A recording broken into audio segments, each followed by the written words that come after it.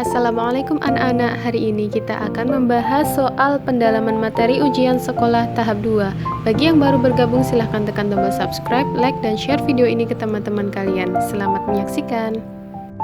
Nomor 12 disajikan beberapa peristiwa dan kita disuruh untuk memilih mana yang termasuk perubahan kimia.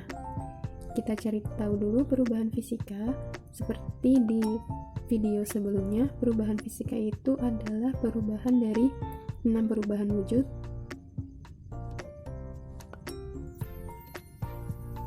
ditambah perubahan bentuk. Perubahan bentuk di sini contohnya dari kayu menjadi meja, atau dari beras menjadi tepung. Kemudian untuk perubahan kimia sendiri adalah perubahan yang tidak bisa kembali ke bentuk semula dan dia bisa juga melibatkan mikroorganisme. Jadi kalau dari peristiwa-peristiwa berikut ini yang termasuk perubahan kimia itu ada di nomor 1, ini pembakaran bahan bakar itu jelas. Kemudian nomor 2, kedelai dijadikan tempe dan tahu, di sini melibatkan mikroorganisme. Kemudian kayu diubah menjadi meja dan kursi. Nah, di sini meja atau kursi ini masih berupa kayu, hanya bentuknya yang berbeda. Berarti ini perubahan fisika. Kemudian beras digiling menjadi tepung. Ini juga masih sama sifatnya dan ini hanya perubahan fisiknya saja. Kemudian nomor 5, arang yang berasal dari pembakaran batang kayu. Karena di sini ada proses pembakaran, berarti dia melibatkan reaksi kimia. Sehingga nomor 5 ini adalah perubahan kimia. Jadi jawabannya yang merupakan perubahan kimia nomor 1, 2, dan 5. Kemudian untuk nomor 13 ada beberapa gejala alam di sekitar kita. Kemudian kita disuruh mencari tahu mana yang termasuk gejala alam biotik. Biotik sendiri itu merupakan gejala alam yang melibatkan interaksi antara komponen biotik atau makhluk hidup dengan ekosistemnya. Berarti kita mencari tahu mana yang melibatkan makhluk hidup. Yang melibatkan makhluk hidup ada di nomor 2 dan 5. Jadi jawabannya yang D. Karena nomor 1 ini penghujan, kelembapan udara, kemudian nomor 3 pelangi, nomor 4 gempa bumi, itu merupakan gejala alam yang abiotik. Selanjutnya nomor 14, di sini ada 2 sel antara sel hewan dan tumbuhan. Kemudian kita disuruh mencari tahu mana yang merupakan sel hewan dan mana yang merupakan sel tumbuhan. Dari alasan yang pertama, sel 1 sel hewan, sel 2 sel tumbuhan. Alasannya sel 1 memiliki badan Golgi. Kita lihat di sini sel 2 juga memiliki badan Golgi. Di mana badan Golgi itu ada di keduanya, ada di sel tumbuhan dan sel hewan. Berarti yang A salah. Kemudian sel 1 hewan, sel 2 tumbuhan, sel 2 memiliki dinding sel. Sel 2 kita lihat tidak memiliki dinding sel dan sel 1 yang memiliki dinding sel. Berarti sel 2 itu merupakan sel hewan karena dinding sel itu dimiliki oleh sel tumbuhan. Ini cirinya salah. Kemudian yang C, sel 1 ini sel tumbuhan dan yang kedua sel hewan, cirinya sel 1 memiliki plastisida. Ini benar, plastisida dimiliki oleh sel tumbuhan. Kemudian yang D, sel 1 tumbuhan, sel 2-nya hewan, cirinya sel 2 memiliki vakuola besar. Vakuola besar itu dimiliki oleh sel tumbuhan. Berarti yang D salah, yang B salah. Jawabannya yang C. Nomor 15, yang merupakan penyebab dari pencemaran air. Yang pertama, mayoritas kegiatan rumah tangga menggunakan berbagai bahan kimia seperti deterjen dan sabun. Ini jawabannya benar, dapat mempengaruhi atau menyebabkan pencemaran air. Yang kedua, penggunaan pupuk dan insektisida yang berlebih. Ini juga dapat menyebabkan pencemaran air. Yang ketiga, menimbulkan asap dari pabrik, itu pencemaran udara. Dan yang keempat itu pencemaran tanah, dan yang kelima juga pencemaran udara. Berarti jawabannya 1 dan 2. Kita lanjut ke soal nomor 16. Di sini ada gambar tentang pencemaran udara. Salah satu upaya untuk mencegah kerusakan seperti pada gambar adalah dengan cara mengurangi penggunaan bahan bakar fosil. Kalau yang B ini sama saja, tidak mengurangi kerusakan. Kemudian yang C ini tidak sesuai, dan yang D tidak sesuai. Jawabannya A. Selanjutnya nomor 17, kita disuruh mengurutkan tingkatan takson yang benar. Di sini ada jembatan keledai untuk menghafalkan urutan takson. Ada Cyphlicofagus.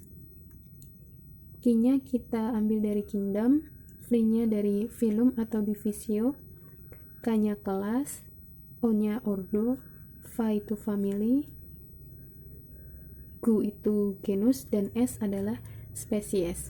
Dari sini kita bisa mendapati jawaban yang benar adalah option B. Nomor 18, kita disuruh menjelaskan penyebab dari seseorang menderita sakit MAH. Seseorang dapat menderita sakit MAH dikarenakan adanya kuman atau kelebihan kadar HCl di dalam lambungnya. Jawaban yang paling tepat adalah yang D. Pencernaan di lambung akibat produksi asam klorida yang berlebih. Asam klorida itu rumus kimianya HCl. Nomor 19, ciri-ciri arteri pulmonalis adalah yang pertama, dia memiliki dinding yang tebal, elastis, dan berotot. Berarti nomor 2 ini salah. Dinding pembuluhnya tebal dan elastis, kemudian berotot dan mengangkut banyak karbon dioksida. Berarti otomatis jawabannya A, 1 dan 3. Nomor 20, kita disuruh mengisi tahapan-tahapan proses penyaringan darah. Di sini ada filtrasi, dia terjadi di filtrasi itu adalah proses penyaringan. Kemudian di reabsorpsi itu adalah penyerapan kembali zat-zat yang masih berguna. Ini terjadi di tubulus proksimal. Kemudian kita ulangi, filtrasi itu adalah proses penyaringan terjadi di glomerulus, dan di sini dihasilkan urin primer. Kemudian setelah dari glomerulus ada proses reabsorpsi, dia terjadi di tubulus proksimal, yakni merupakan penyerapan kembali zat-zat yang masih berguna dan dihasilkan filtrat tubulus atau urin sekunder. Kemudian selanjutnya ada proses filtrasi, reabsorpsi, augmentasi. Ini adalah pengeluaran zat yang sudah tidak diperlukan oleh tubuh, terjadi di tubulus distal dan hasilnya membentuk urin sesungguhnya. Jadi jawaban nomor 20 adalah yang B. Lanjut ke soal nomor 21, penyakit yang disebabkan oleh virus dan bakteri secara berurutan.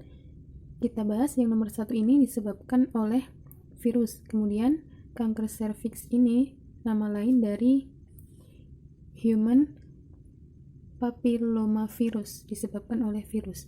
Kemudian herpes ini virus, candidiasis disebabkan oleh jamur, dan gonorrhea disebabkan oleh bakteri. Ada tambahan chlamydia dari bakteri dan hepatitis dari virus. Jawabannya itu adalah yang virus dan bakteri 3 dan 5, D. Nomor 22 adalah soal tentang percobaan pengangkutan zat air dari akar ke batang. Bagian dari batang tanaman yang mengangkut air adalah xilem. Xilem ditunjukkan nomor 4. Jadi jawaban nomor 22 adalah D.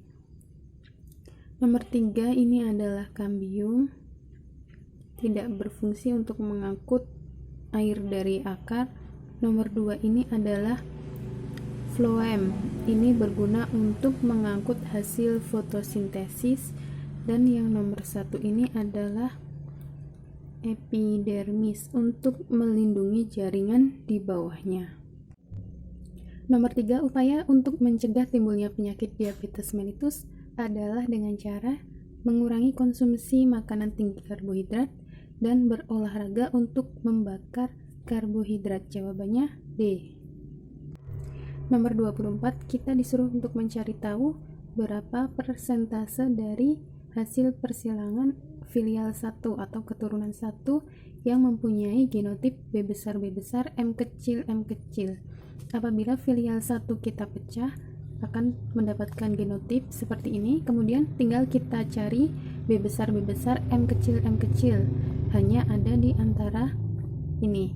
Yang lain menghasilkan genotip yang bukan B besar M kecil. Jawabannya hanya ada satu genotip dari total 1, 2, 3, 4, 16 genotip atau hasil keturunan. Nilainya 6,25%. Jawabannya A.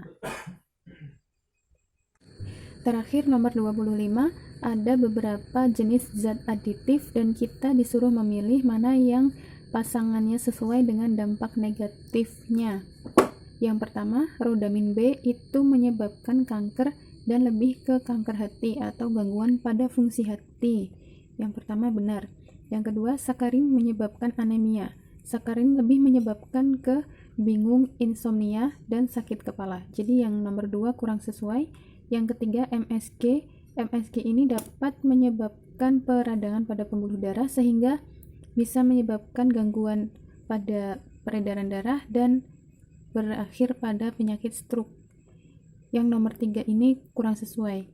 Dan yang nomor 4, aspartam, ini dia menyebabkan diabetes mellitus, ini juga kurang sesuai. Pada kenyataannya, penderita diabetes mellitus masih boleh mengkonsumsi aspartam. Jadi jawaban yang paling tepat hanya di nomor 1 yang rodamin B. Nah, demikian adalah pembahasan latihan ujian sekolah tahap 2. Buat anak-anak yang mempunyai soal, silahkan kirimkan ke email galerisekolahkujogja@gmail.com. Pastikan kalian sudah menekan tombol subscribe, like, dan juga bagikan video ini ke teman-teman kalian agar bisa lebih bermanfaat. Wassalamualaikum warahmatullahi wabarakatuh.